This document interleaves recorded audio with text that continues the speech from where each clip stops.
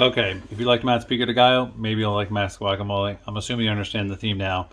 A lot of lime juice. That's what does it. So I have two kinds of avocados here. I'm going to try a little bit of each and see how it goes. These ones I believe are pretty close to ripe.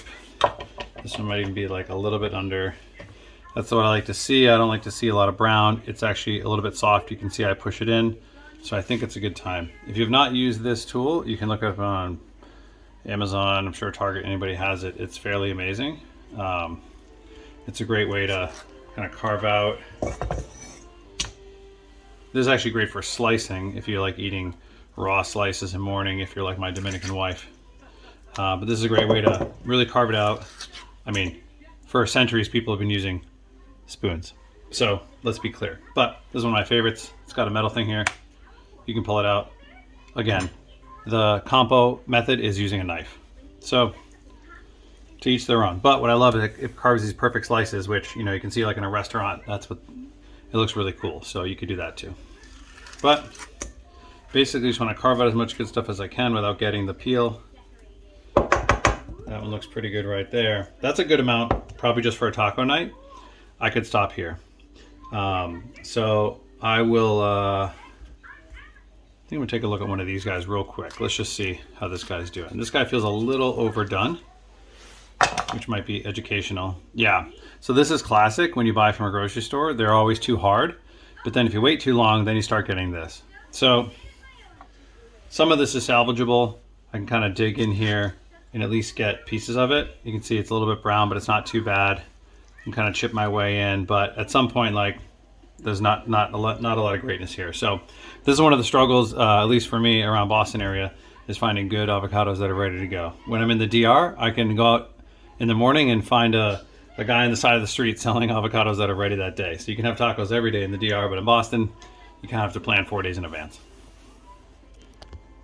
Okay, so these avocados tend to be a little bit softer for me than most others. If you have one that's really soft, you can decide how much lime juice you're going to use. First, I'm going to use a smasher here. Basically, this is like a classic potato smasher. This bowl actually doesn't have as great a base. If you find a bowl that has like a flat bottom to it, then you can hit really hard on a flat surface. This one's a little bit rounded, so it's taking me a little longer, but either way, we'll get there. Some people like really chunky. You could say I'd stop here and I can get some nice good chunks, more of like that home style. Some people like more restaurant style, like really soft.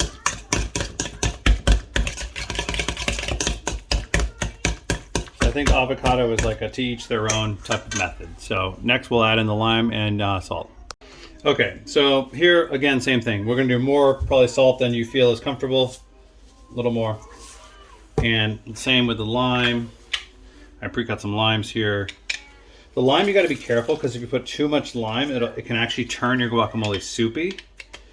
This one's already very soft, so I'm going to kind of take this one at a time to see how far I want to go. It's sort of a, you can't return. Once avocado turns into soup, it's really hard to turn it back. So this one's feeling pretty good. I think I can do one more because I actually like that pop of lime.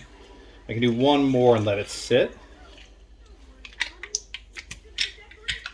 And then I think we're good. Any more, I think it'll start to become a little more liquidy than I would appreciate for the texture I'm going for. This generally looks set up pretty well. Luckily, I know a guy that just made some. So, put some pico in there. You can serve it without pico. You can put a bunch of pico if you want like more chunky, more kind of tomato texture feel in there. This is just to give it like a little bit of color. You know, you get a little bit in there. I guess I could argue a little more for me.